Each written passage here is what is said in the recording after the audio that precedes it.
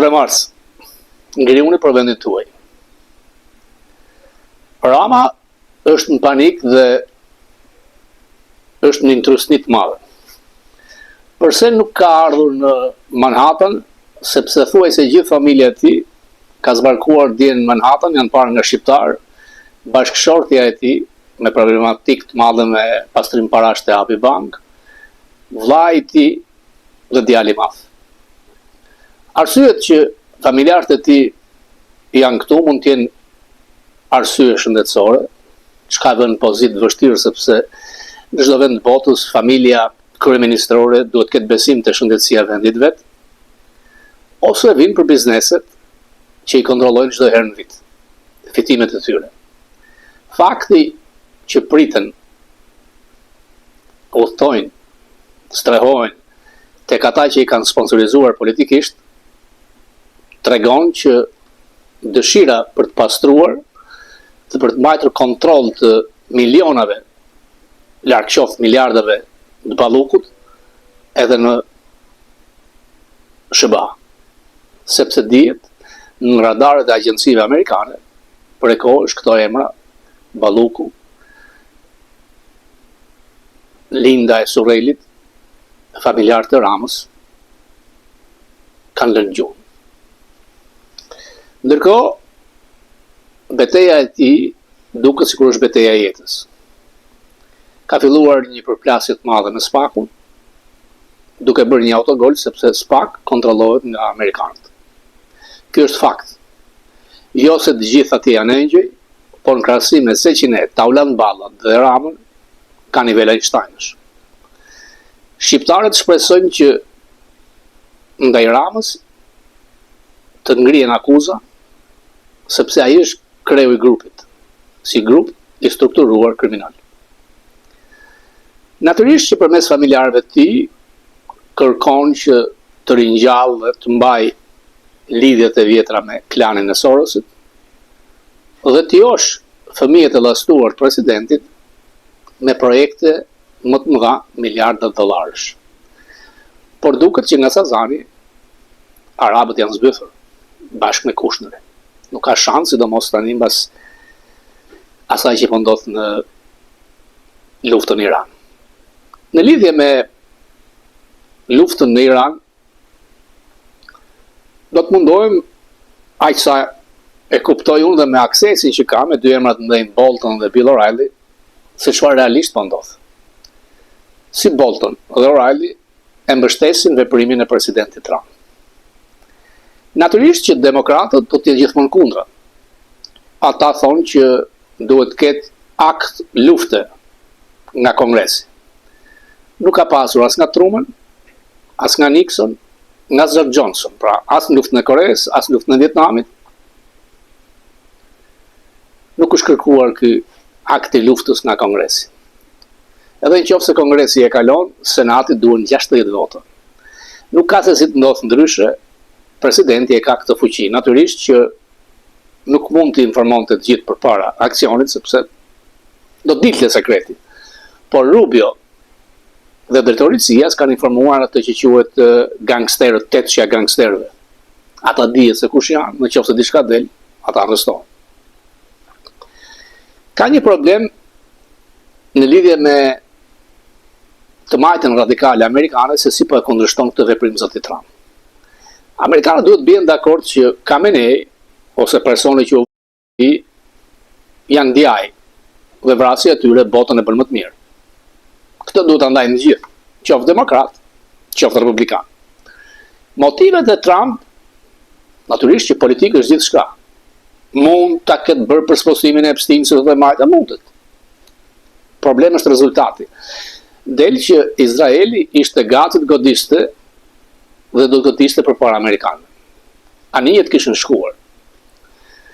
Kamala Harris ka dalë haptas kundër këtij veprimi të zotit Trump, duke ngritur idenë e bisedimeve diplomatike. Trump ka mbi 2 muaj që kërkon marrëveshje.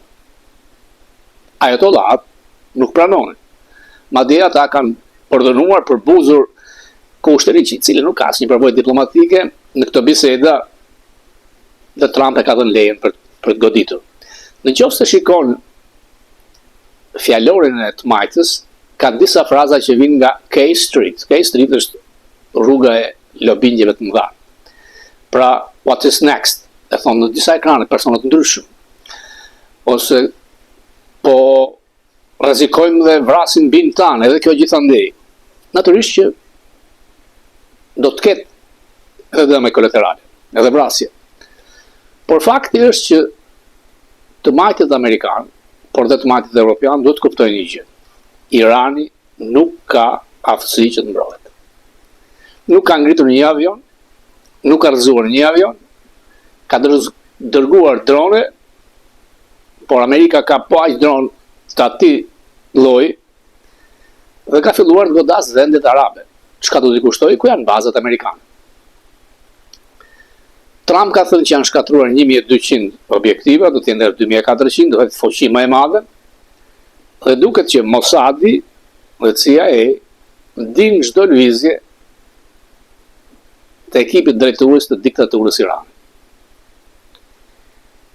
Mund të ketë diskutime që si ka mundësi që Irani ishte afër prodhimit të mbushjeve bërthamore kur Trump ja shkatroi në 12 qershor.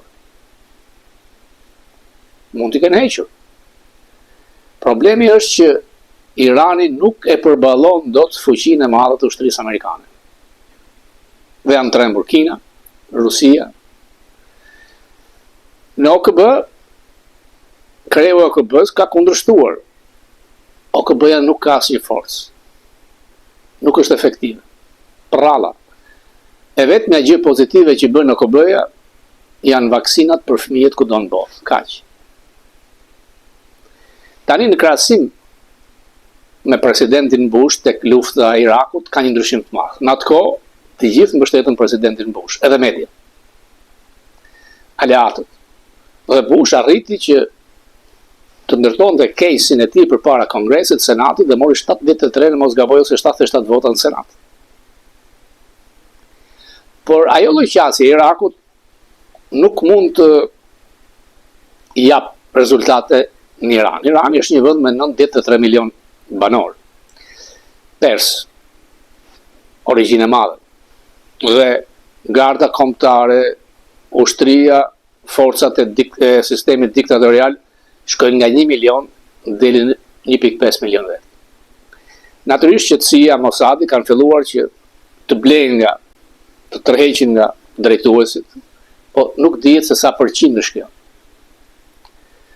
Në qoftë se nuk është zgjedhur dot një kre opozite, do të ketë gjakderdhje të madhe. Mesazhi nuk është i qartë. Trump tha që do të jemi për ndryshim regjimi. Sekretari i Pentagonit, që nuk ka ndonjë personalitet, thotë që jo. Pra, goditjet po i bën Pentagoni, por Pentagoni ushtarak. As Hegseth, as dhe vetë zoti Trump që ka dhënë vistën. Por ushtria amerikane ka një forcë shumë të madhe dhe duket se do të shkatrojë ky qëllimi bazat me raketat e Iranit dhe ato vende ku përpunohet uraniumi. Mbas kësaj i takon iranianëve të ngrihen dhe të realizojnë në base ndryshimin e regjimit.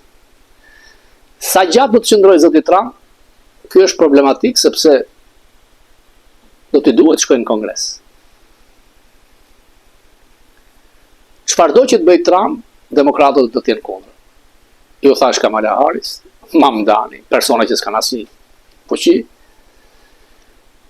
duke mos e kuptuar që rreziku i Iranit do të prekte të ardhmen e Amerikës. Natyrisht që Obama ka pasur tjetër qasje, ju ka dhënë miliarda dollar nga miliardat e ngrirë të aseteve të Iranit, por mund të thotë që për 10 vjet ata nuk e prodhuan armën bërthamore. Pra, qasja ime funksionoi.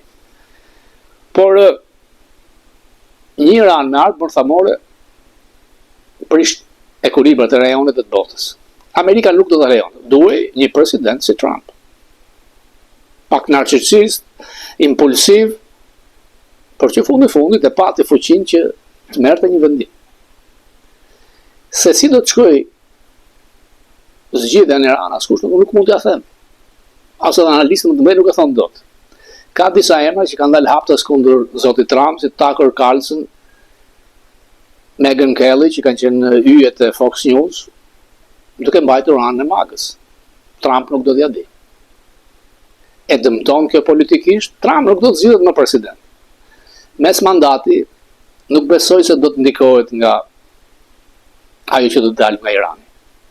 Sepse asnjëherë politika jashtme nuk vendos, sidomos kur është mes mandat.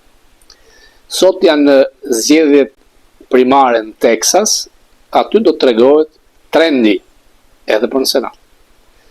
Do të fitoj kandidati i Trump që është pak më sipër, dhe nga ana tjetër është një yll talarikon ngritje nga demokratët, dhe në qoftë se demokratët do të marrin një senator në Senat, për një vend të kuq, si Texasi, këto janë kambana.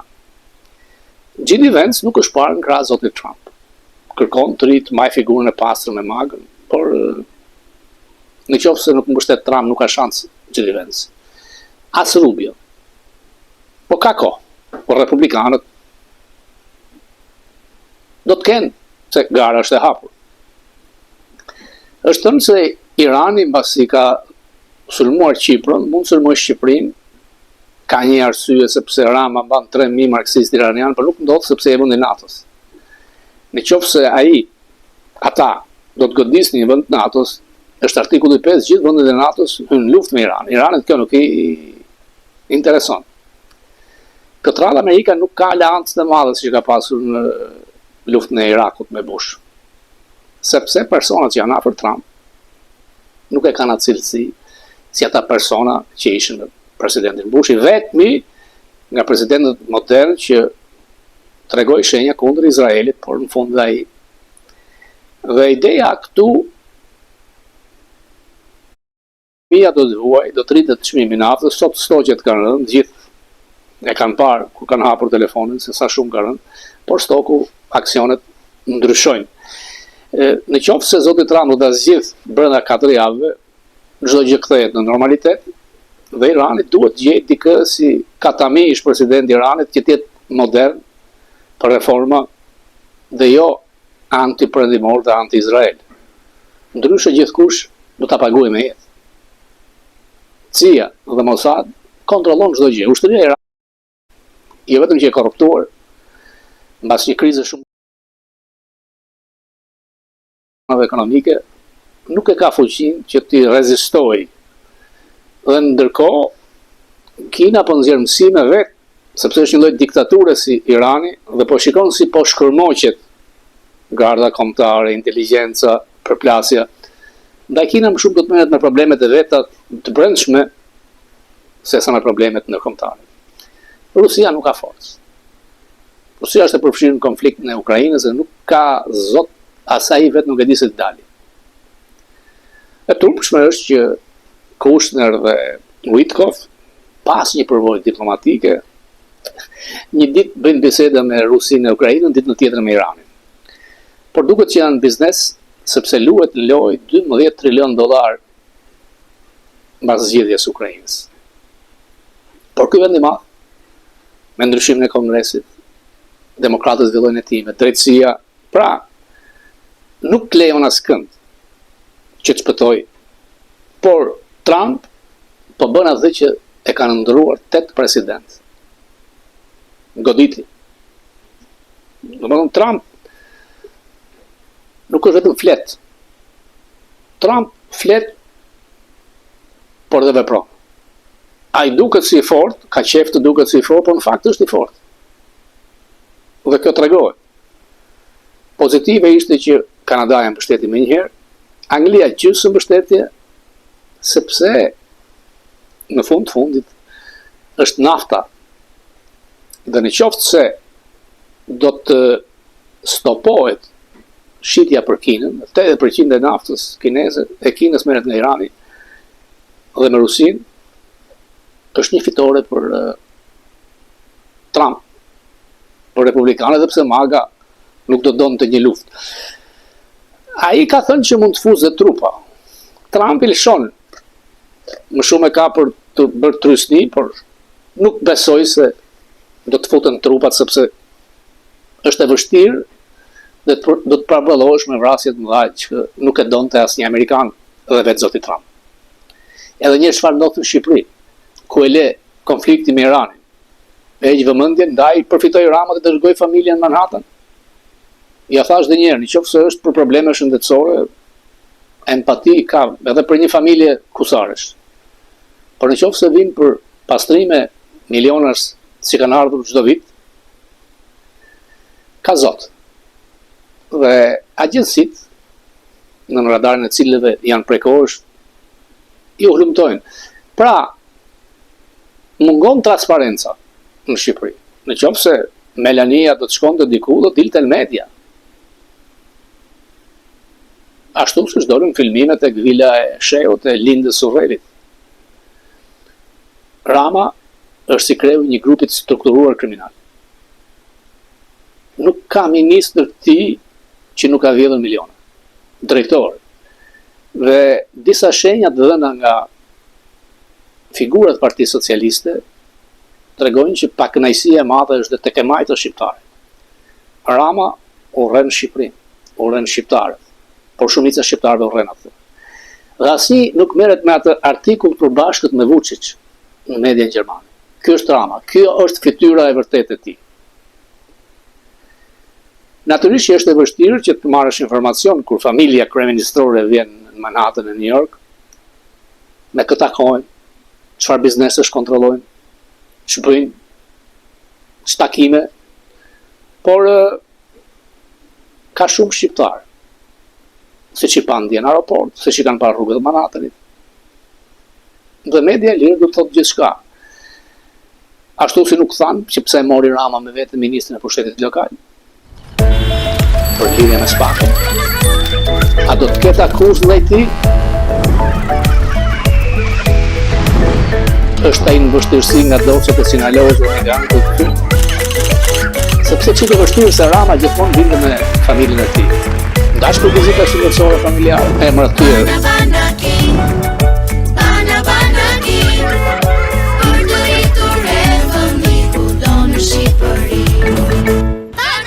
Mars. Kudo në Shqipëri.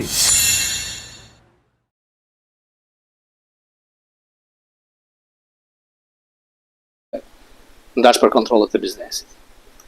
Këtë radhë nuk erdhi.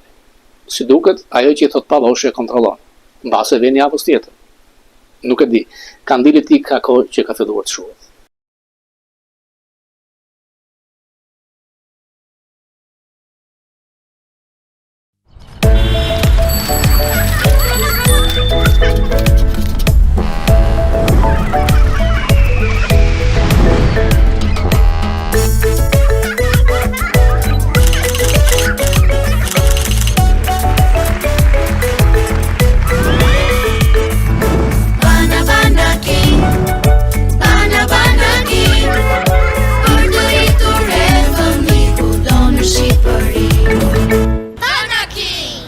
Kudo në Shqipëri.